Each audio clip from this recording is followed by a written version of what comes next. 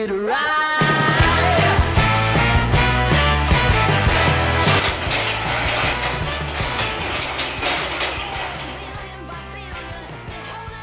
Salut, bienvenue chez LBSF, j'espère que tu vas bien. Aujourd'hui, nouvel épisode sur la Golf 2. On l'a fait évoluer. Tu sais, je suis un peu comme Sacha dans Pokémon. Et le Pokémon, on va dire que c'est elle. Pour l'évolution de la Golf, je me suis donné un coup de pied au cul en vendant les carbus. Pour avoir les couilles de faire le projet que je veux faire, il fallait que je passe par cette étape. Déjà, de 1 financièrement, parce que le fait de vendre la rampe de carbu et tout, ça m'a fait quand même un billet de 700 €. Ça m'a permis d'investir directement dans mon futur projet. Donc, si tu es mécanicien déjà et que tu aimes les trucs bien faits, minutieux, je t'invite à ne pas regarder tous les épisodes qui vont suivre pour arriver au but final de ce projet, c'est-à-dire lui sortir un minimum de 250 chevaux de 1000 tours minute à 7000 tours minute. Et pour ça, il n'y a pas 40 000 solutions. Soit tu installes un turbo, soit tu installes de l'azote liquide, du kit nose, paf, en pression, ça se peut, il y en a qui le mettent à la place du turbo. Et sinon, troisième solution, il y a le compresseur. Et moi, ce que j'ai décidé d'installer, c'est un compresseur. Ok? Donc là, je vais tout faire pour pouvoir mettre un compresseur sur ce moteur. Je vais partir donc du KR, qui n'est pas du tout adapté technologiquement pour pouvoir, par exemple, installer une gestion comme ça. Il faut faire évoluer ce moteur pour pouvoir installer une gestion. Donc il y aura toutes les étapes. Et pour ce moteur, je veux un minimum de 250 chevaux plein à tous les régimes. Je ne veux pas l'effet turbo, ça veut dire attendre 3000, 4000 tours pour là avoir une patate, tu vois ce que je veux dire. Je veux l'effet du compresseur, c'est-à-dire je veux la patate maintenant. Pour ce projet, j'ai commencé un peu à investir. En fait, j'ai passé tous les sous que j'avais de côté. Les sous du carbu, j'attends encore qu'ils arrivent. Donc, regarde sur quoi j'ai investi. Si je te montre ARP et les petites vis comme ça, tu sais avec quoi ça va normalement, les petites vis ARP.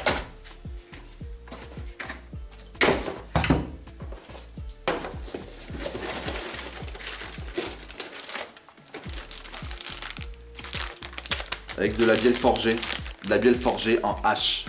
Putain, ça faisait longtemps que j'en voulais. On va refaire le bloc complet. Segment, coussinet, vélo, pour le vélo. Injecteur, coussinet de bielle, compresseur. Le fonctionnement d'un compresseur, c'est hyper simple. Tu as de l'air, je vais le mettre comme ça, ce sera plus simple. Tu as de l'air qui rentre, qui est compressé. Attends, je le serre parce que j'ai déjà fait 2-3 mesures. Voilà. Tu as de l'air qui rentre, qui est compressé dans une chambre de compression via les 2 rotors qu'il y a là, qui sont en cône comme ça là, et plus il tourne et plus il serre. Et le fait de serrer à la fin, ça vient comprimer et ça accélère l'air. Donc j'espère avec ce compresseur comprimer au moins les chiffres sont pas fous, mais en fait ils sont constants. Avec un compresseur, tu as ta pression de 1000 tours, tu vois, enfin du ralenti jusqu'à la rupture. Ça veut dire jusqu'à la régule de ta voiture. Pourquoi? Le turbocompresseur est entraîné par le moteur. Ça veut dire que tu n'as pas à attendre cette charge des gaz d'échappement pour pouvoir faire tourner ton hélice. Là, ça veut dire que c'est dès que tu accélères, ton vilebrequin tourne et en tournant, lui, via la démultiplication des pignons, entraîne directement le compresseur. Ça veut dire que tu as ta pression instantanément. Instantanément, tu as un micro-lag quand même, tu as quand même quelque chose, mais le lag est infime. Avec la démultiplication, sortir au moins 0,6 bar. Et à 0,6 bar sur ce moteur, avec les bielles et tout, j'espère sortir une puissance minimum de 250-300 chevaux si tout se passe bien. Mais j'espère un minimum de 250. Mon objectif, c'est 250 chevaux plein à tous les régimes. Ouais, c'est ça que je veux. Je veux une arme sur petite route. Je veux pas de trou. Je veux qu'elle accélère tout le temps fort. Épisode 1. C'est parti. Ok, Donc on va tomber le moteur. On va pas passer par 4 chemins. Tomber le moteur, c'est hyper simple. Tu défais tes 2 cardans.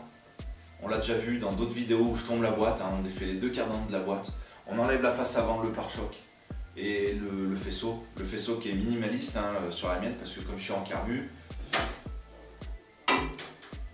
Regarde, je suis con, j'ai défait mes feux, c'est ça. Hein.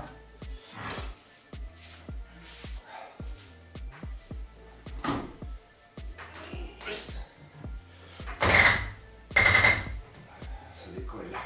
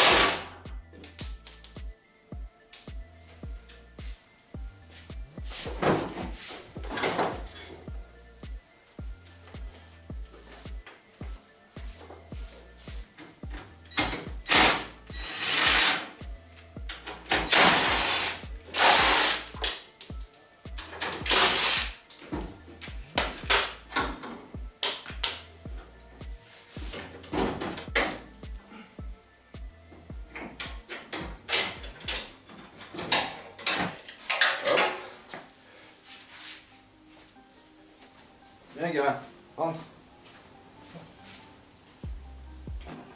Viens. Viens, ça va se fermer sur toi mon pauvre. Allez.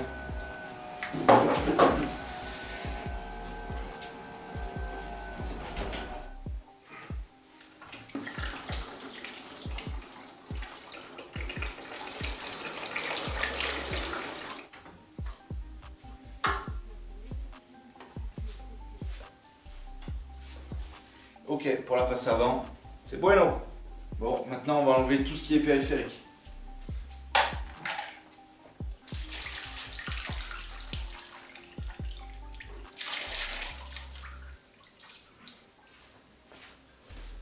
Bon bah c'était une panne con, juste à cause d'un doigt d'allumeur. Bon bah, dommage. En fait, t'as le pion qui guide dedans, tu sais, ça doit rentrer dedans et ça guide, et ben t'as le pion qui a pété. Quand je l'ai enlevé, je l'ai vu direct. C'est-à-dire que mon doigt d'allumeur, sur l'axe, il bougeait un peu comme ça, il se décalait. Tu vois, mon axe reste fixe et je pouvais le bouger de droite à gauche de 0,5, tu vois, de chaque côté. Ça faisait 1 cm de débattement, quoi, du coup. Et je perdais mon allumage. Je perdais, tu vois, je tapais juste à côté. C'est sûr, c'est ça. Super. Rappel à moi-même.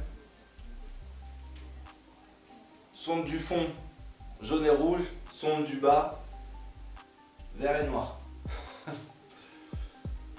Et sonde de devant, jaune. Et ça fait... Voilà. Tu vois le faisceau que j'ai pour passage carbu.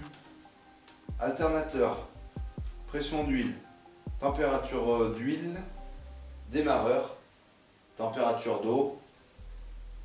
Et voilà, c'est tout ce que j'ai pour un passage pour le carbu.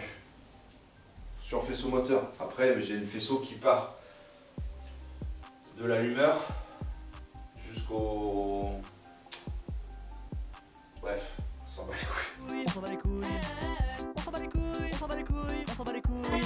Ok, on a bien avancé. Là, j'enlève les durites qui sont côté habitacle pour le chauffage à l'intérieur. J'utilise tout le temps mon petit outil magique. Ça permet de glisser dans la durite comme ça et de tourner autour. Voilà, je sens qu'il va y avoir de l'eau encore.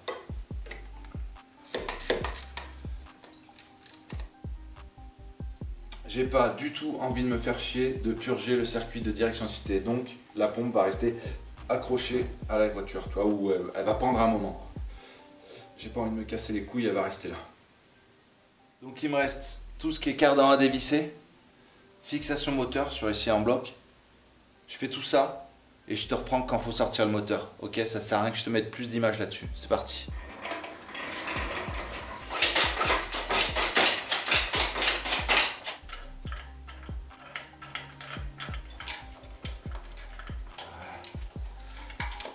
Là c'est bueno.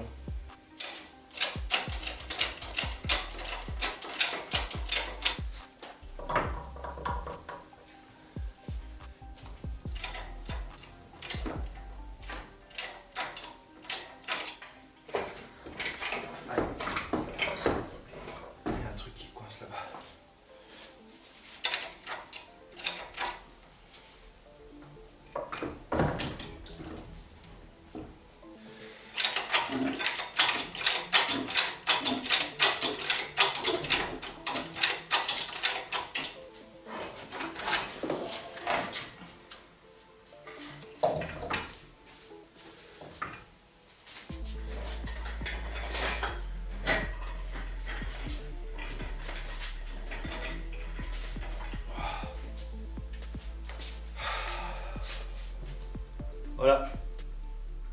Moi, il m'a fallu 2 heures pour le déposer. Mais bon, c'était ma première fois. Ça se fait très bien. Bon, on va déposer la boîte. La boîte, on la laisse dans un coin, on n'y touche pas. Dans un épisode précédent, j'avais refait l'embrayage et la boîte de vitesse. Enfin, vidange de boîte et tout. Donc la boîte, on lui passera juste un petit coup d'eau, histoire de la nettoyer. Et c'est tout, pas plus. La boîte, on n'y touche pas, elle est nickel. Allez, on dépose la boîte. Tac. Il n'y a plus d'enduro à la maison. Il y a encore ça. Hein.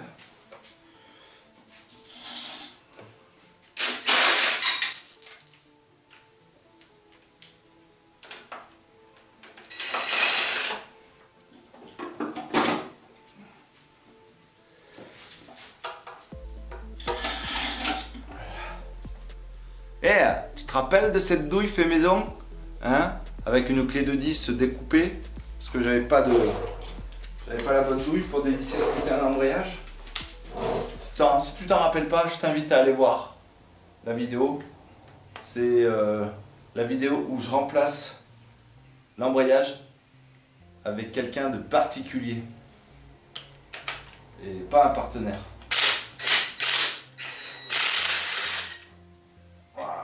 Voilà.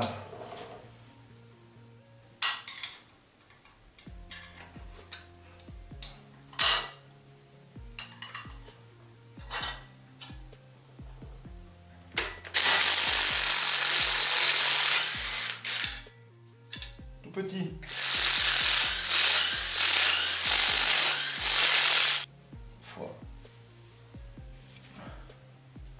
Ah, petite fuite là. À mon avis, ça vient de là, il y a une petite fuite là sur le joint, mais ça vient de la connerie que j'avais fait, tu sais, quand j'avais balancé de l'huile de boîte directement sur l'embrayage par le bouchon de visite. T'as une odeur d'huile là, cramée qui est par là. Oh, ça pue.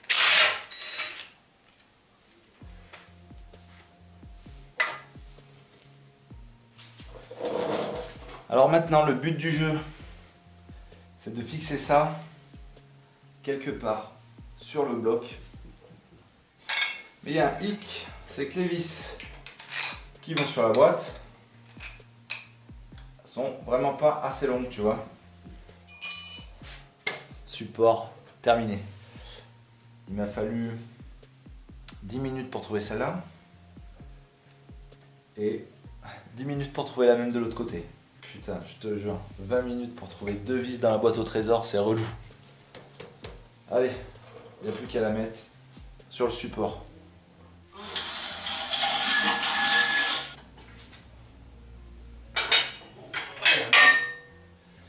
Oh, hernie discale.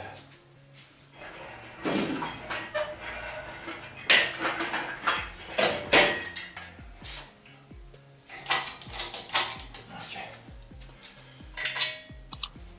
In the pocket.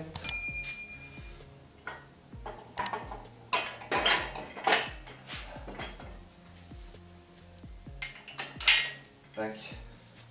Et voilà.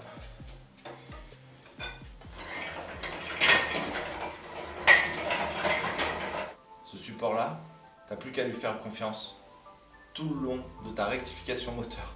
Ça, faut pas que ça lâche. Bon voilà, pour l'épisode 1 de la Golf 2.0, c'est terminé.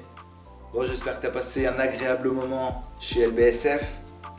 Prochain épisode, on ouvre le bloc. Allez, à la prochaine.